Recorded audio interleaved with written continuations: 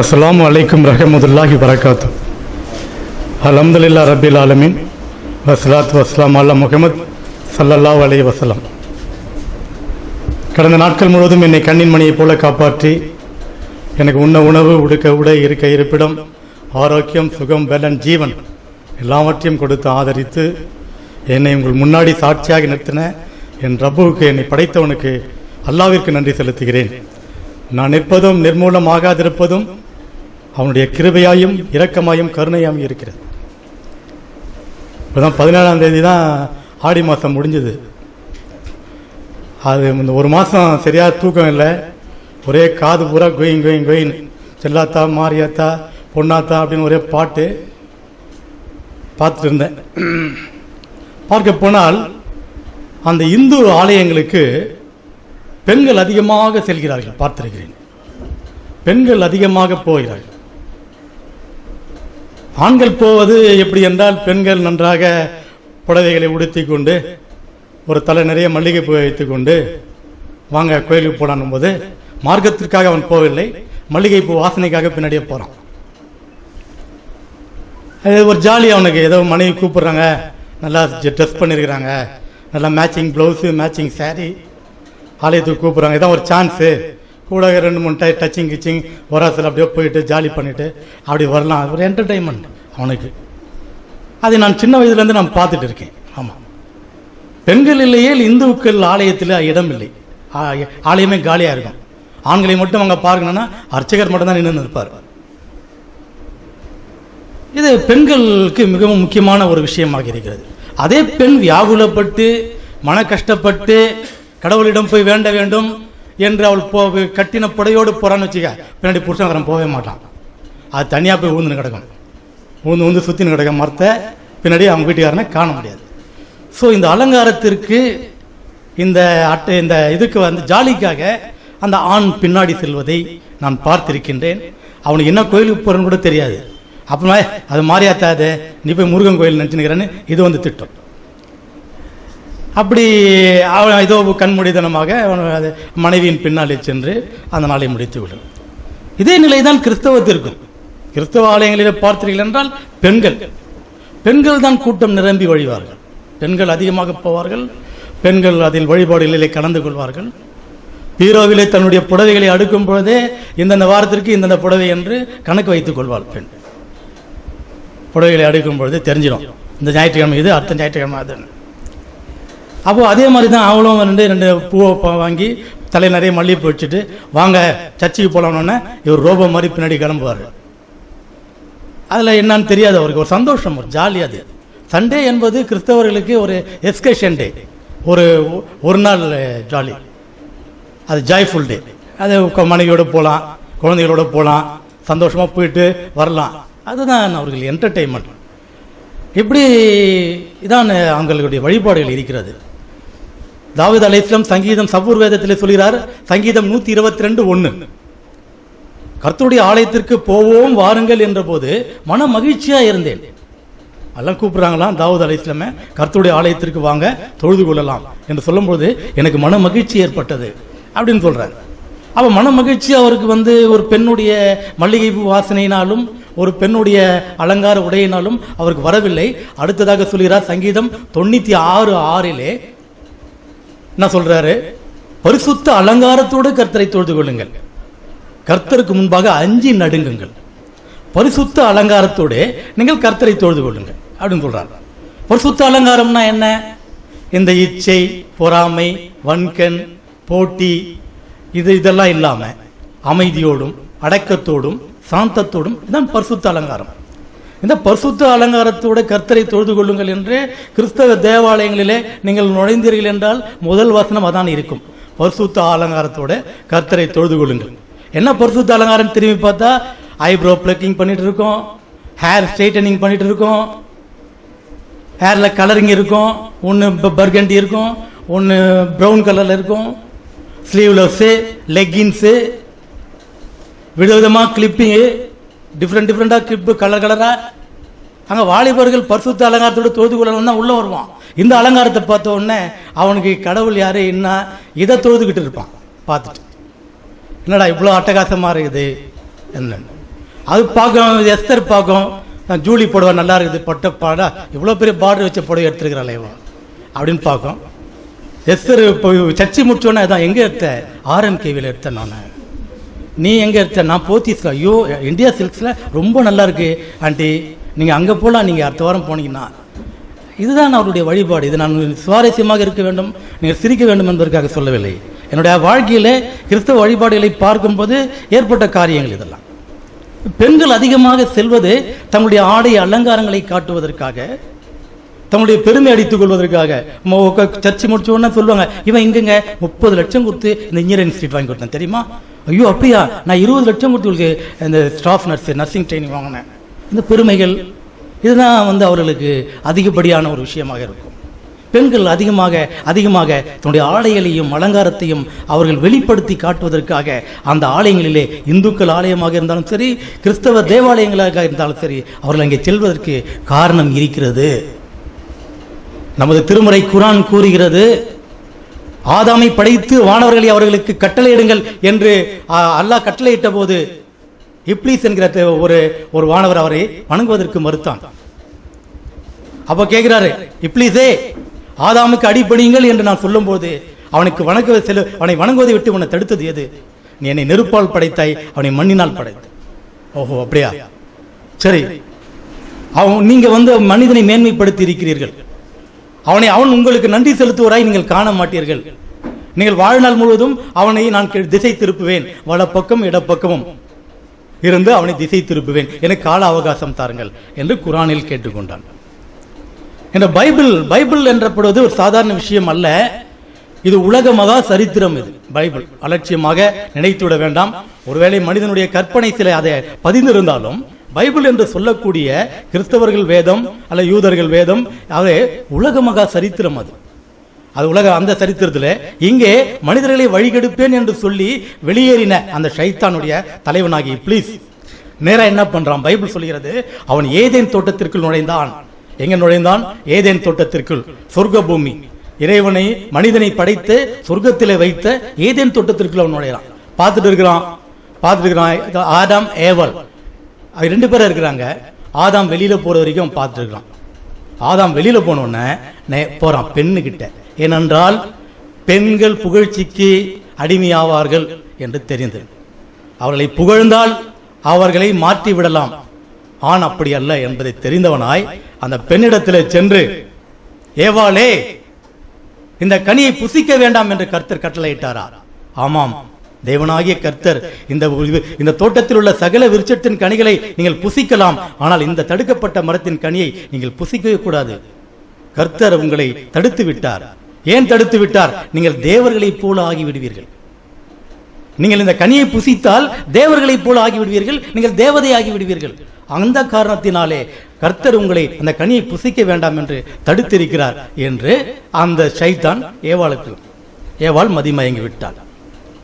சைத்தானுடைய சொல்லுக்கு கீழ்ப்படிந்து அந்த கனியை பறித்தால், புசித்தாள். சோ சைத்தான் என்ன பண்ணா? தன்னுடைய வார்த்தைக்கு கட்டுப்பட்டதுனால தன்னுடைய வாக்கு பண்ணான். பத்தியா என்ன வாக்கு பண்ணா? உன்னை தேவர்களை போல ஆக்குவேன். தேவர்களை போல ஆக்கிட்டான். மாரியாத்தா, செல்லாத்தா, காளியாத்தா, என்னென்ன ஆத்தாவும் இருக்குமோ எல்லா ஆத்தாவையும் உருவாக்கி விட்டான். பார்த்தீர்கள் என்றால் சீதை இல்லாமல் ராமாயணம் இல்லை. ராமாயணத்தில் சீதை எடுத்துருங்க, தூக்கி குப்பில தான் போன அந்த ராமாயணம். திரௌபதி இல்லாமல் மகாபாரதம் இல்லை. மகாபாரதத்தில் திரௌபதி எடுத்துருங்க, என்ன இருக்குது? ஒண்ணுமே, நத்திங். அதே போல மேரி இல்லாமல் புதிய ஏற்பாடு இல்லை. மேரி எடுத்துட்டா புதிய ஏற்பாடு எடுத்து போட வேண்டியதான். இயேசு கிறிஸ்து உயிர் தெழுந்ததாக பொய் சாட்சி கூறுவதும் 2 பெண்கள் தான். ஒன்று மகதலேனா மரியாள் என்று சொல்லக்கூடியவள், இன்று இயேசுவின் சீஷர்களில் ஒருவரான யாக்கோபின் தாய் மரியாள். அந்த 2 பெண்கள் தான் இயேசு உயிர் தெழுந்ததாக காட்சி கொடுத்தார் என்று விட்னஸ் சொல்கின்ற பெண்கள். வேற யாரும் பார்க்கவில்லை, சீஷர்கள் பார்க்கவில்லை, வேற யாரும் பார்க்கவில்லை, இந்த 2 பெண்கள் தான். இப்படி ஷைத்தான் இவர்களை இவ்விதமாக அவன் வழிகெடுத்துக் கொண்டிருக்கின்றான். இந்த காலங்கள், இந்த விஷயங்கள் ஏற்கனவே ஆதாமினுடைய காலத்திலிருந்து நடந்து கொண்டிருக்கிறது. மனிதர்கள் பாவங்கள் பெருகிவிட்ட காரணத்தினால நூஹ் அலைஹிஸ்ஸலாம் காலத்திலே ஜலத்தினாலே உலகத்தை அழிக்கிறான் அல்லாஹ்.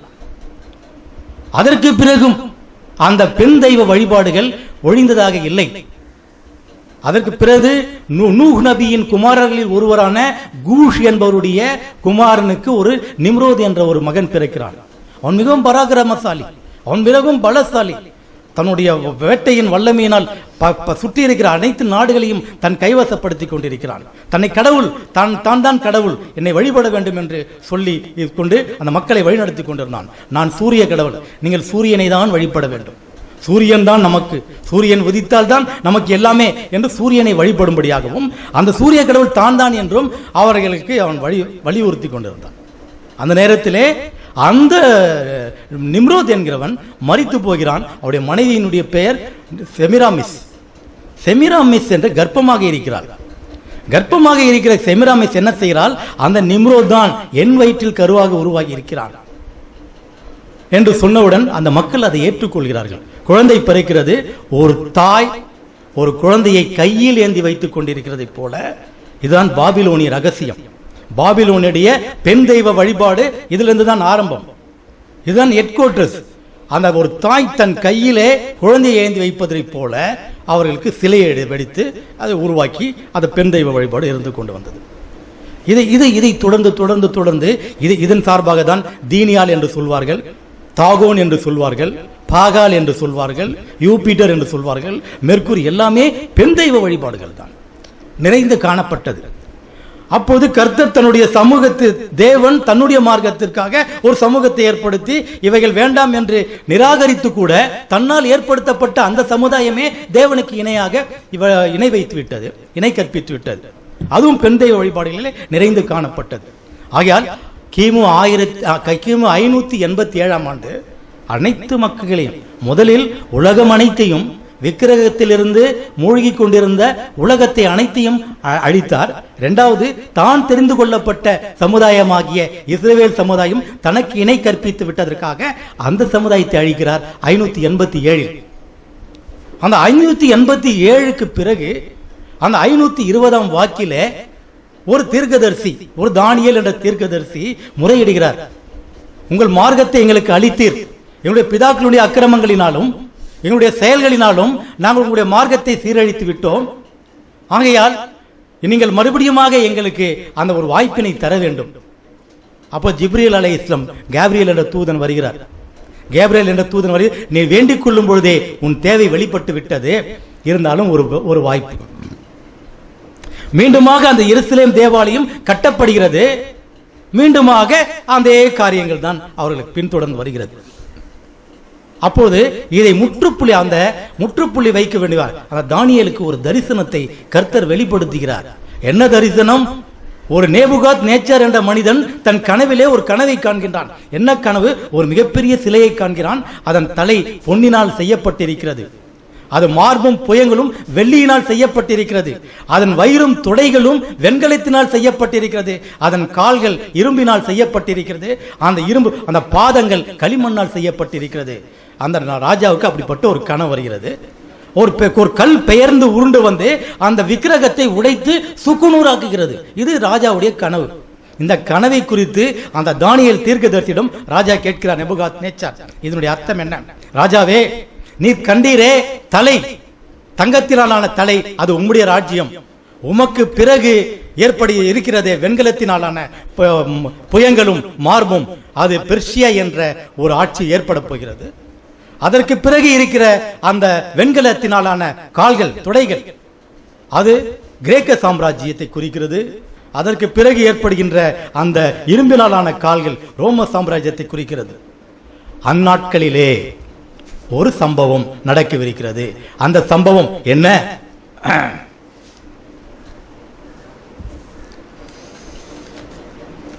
சகரியா தீர்க்கதரிசி மூலமா சொல்றாரு, இத்தனை விக்கிரகங்கள் முதலில் நல்லா கவனமாக கவனிச்சுங்க. முதலில் உலகத்தை அழிச்சாரு, பின்பு தன்னுடைய சமுதாயத்தில் ஒரு சமுதாயத்தை தேர்ந்தெடுத்தாரு. அந்த சமுதாயம் இறைவனுக்கு இணை கற்பித்தது, அதை அழித்தாரு. அதை அழித்து அந்த திரும்பவும் அந்த சமுதாயம் வேண்டிக் கொண்டது நிமித்தமாய் ஒரு வாய்ப்பு கொடுத்தார். அதையும் அவர்கள் பயன்படுத்திக் கொள்ளவில்லை அந்த இஸ்ரவேலர்கள். அப்போது சொல்றாரு அந்த சகரியா என்ற தீர்க்கதரிசி கிட்ட, அவனோட சொல்ல வேண்டியது என்னவென்றால், பிரதான ஆசாரியனாக அந்த யோசுவா கிட்ட, அந்த பிரதான ஆசாரியனுக்கான இமாம், அந்த இமாமம் செய்வன அவங்கள்ட்ட போய் நீ சொல்லு என்னவென்றால், இதோ ஒரு புருஷன், அவருடைய நாமம் கிளை எனப்படும், அவர் தம்முடைய ஸ்தானத்திலிருந்து முளைத்தெழும்பி கர்த்தருடைய ஆலயத்தை கட்டுவார். அவரே கர்த்தருடைய ஆலயத்தை கட்டுவார். அவரை மகிமை பொருந்தினவராய் சிங்காசனத்தின் மீது உட்கார்ந்திருப்பார். ஆளுகை செய்வார். தம்முடைய சிங்காசனத்தின் மீது ஆசாரியராகவும் இருப்பார். இவ்விரண்டுக்கும் நடுவே சமாதானத்தின் ஆலோசனை விளங்கும் அப்படின்னு ஒரு விஷயத்தை கொடுக்குறாரு. என்ன கொடுக்குறாரு? இது வரைக்கும் அவ்வளவுதான், முடிஞ்சு போச்சு. கியாமத் நாள் வரைக்கும் உண்டான ஒரு விஷயத்தை நான் உனக்கு முன்வைக்கிறேன். இதோ பிரதான ஆசாரியனாகிய யோசுவாவே நீ கேள். இதோ ஒரு கர்த்தர், அவருடைய நாமம் ஒரு தாசன் ஒரு எழும்ப பண்ணுகிறார். அவருடைய நாமம் கிளை எனப்படுகிறது. அவர் தன்னுடைய ஸ்தானத்திலிருந்து முளைத்தெழும்பி கர்த்தருடைய ஆலயத்தை கட்டுவார். அவர் ஆசாரியராகவும் இருப்பார். அவர் ஆட்சியும் செய்வார். இவ் ரெண்டுக்கும் நடுவே, அந்த ரெண்டுக்கும் நடுவே என்ன இருக்கும்? சமாதானத்தின் ஆலோசனை விளங்கும், இஸ்லாம் விளங்கும். பைபிள் சொல்லுது. மிகவும் புல்லரித்து போய்விட்ட காரியங்கள் இதெல்லாம் நான் படிக்கும் பொழுது இதெல்லாம் மிகவும் மனம் செலுத்து போய்விடுச்சு. ரொம்ப சந்தோஷமாயிடுச்சு. அப்போ ஏற்கனவே என்ன சொல்லியிருக்கிறாரு? இஸ்ரவேல் மக்களை இப்போ எசேக்கியேல் தீர்க்கதரிசி மூலமாக, எசேக்கியேல் தீர்க்கதரிசியில என்ன சொன்னாரு? 21ஆம் அதிகாரத்திலிருந்து 25, 27ஆம் வசனங்கள்ல, இஸ்ரவேலை ஆளுகின்ற துன்மார்க்க அதிபதியே, அக்கிரமத்துக்கு முடிவு வரும் நாட்களில் உன் நாட்கள் வந்தது. பாகையை கழற்று, கிரீடத்தை எடுத்து போடு, அது இனி முன்போல் இராது. நான் உயர்ந்தவனை தாழ்த்தினேன், தாழ்ந்தவனை உயர்த்தினேன். அதை கவிழ்ப்பேன், கவிழ்ப்பேன், கவிழ்ப்பேன். உரிமைக்காரனானவர் வரும் மட்டும் அது இல்லாதிருக்கும். When between Jesus to Mohammed ஸல்லல்லாஹு அலைஹி வஸல்லம் அவர்கள் பீரியட் வரைக்கும் அந்த கிரீடமும் அந்த ஆசாரியத்துவமும் இல்லை. எந்த அளவாய் இந்த தீர்க்க தரிசன வசனங்கள் நிறைவேறி இருக்கிறது என்பதை பாருங்கள். உரிமைக்காரனர் வர மட்டும், உரிமைக்காரர் வருகிறார். இதோ நான் தாசன், நான் எழும்ப பண்ணுகிற தாசன். அவர் தன்னுடைய ஸ்தானத்திலிருந்து அவரை கட்டுவார்.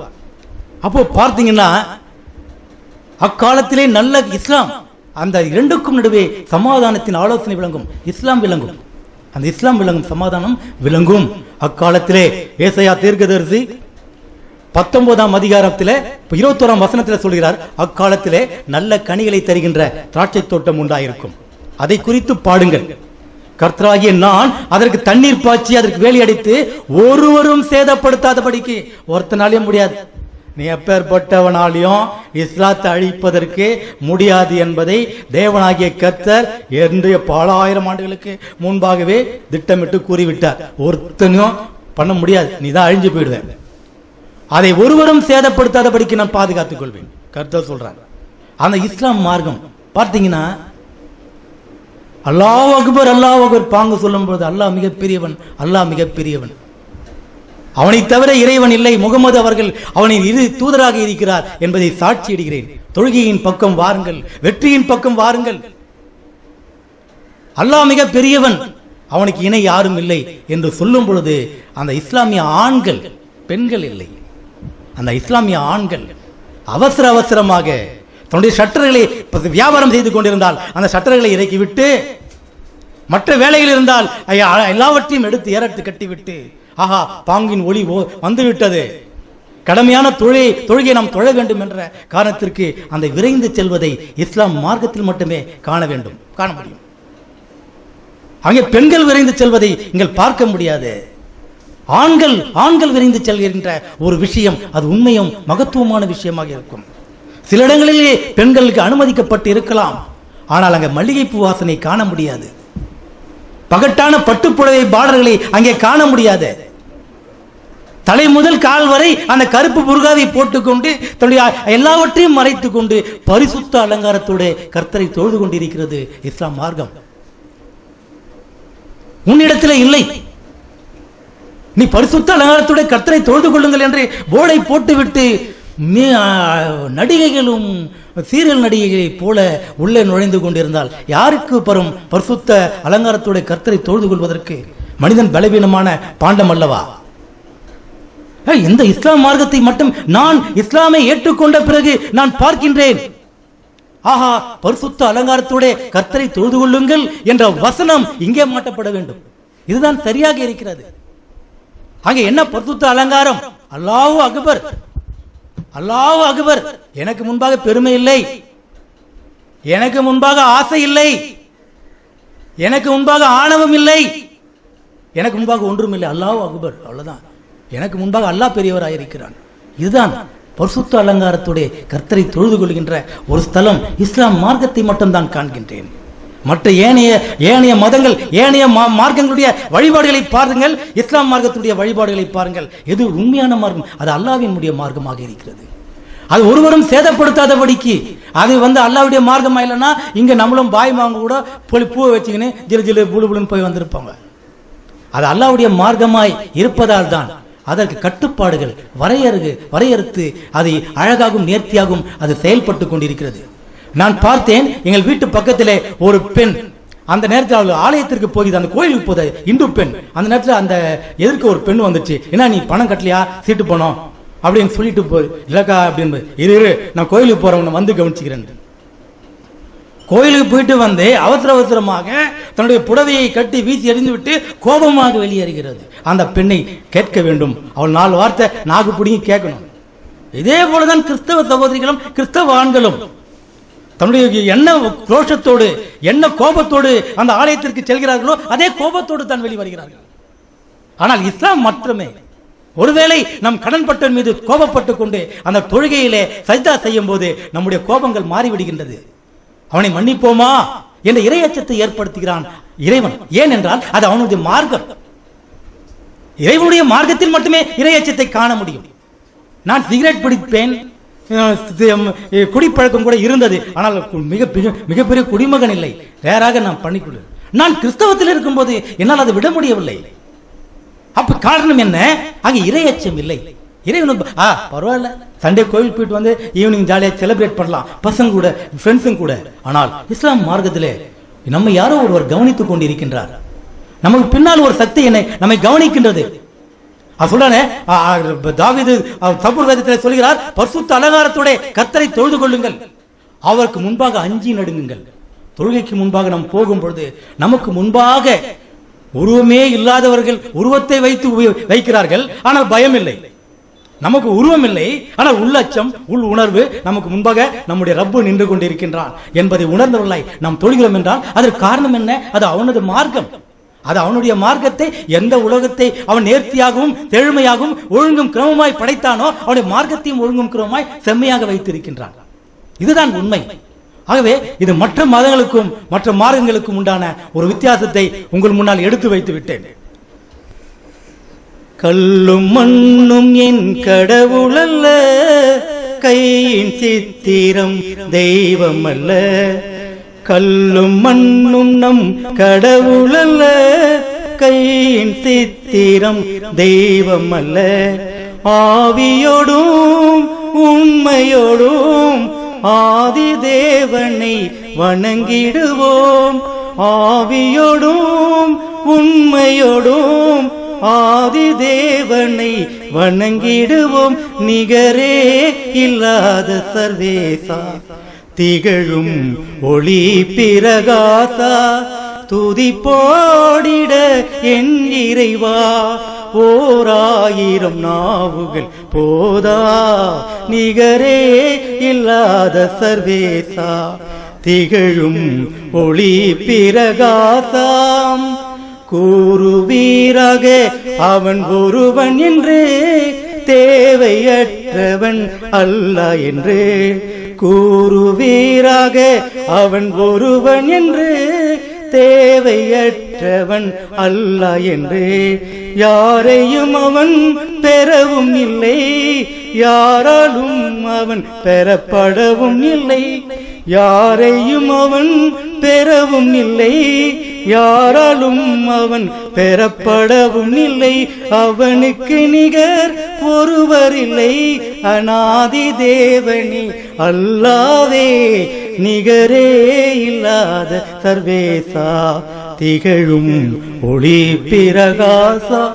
நேரத்தை வழங்கிய ஜமாத்தினருக்கு நன்றி செலுத்துகிறேன். அல்ஹம்துலில்லாஹி ரப்பில் ஆலமீன். ஆமீன்.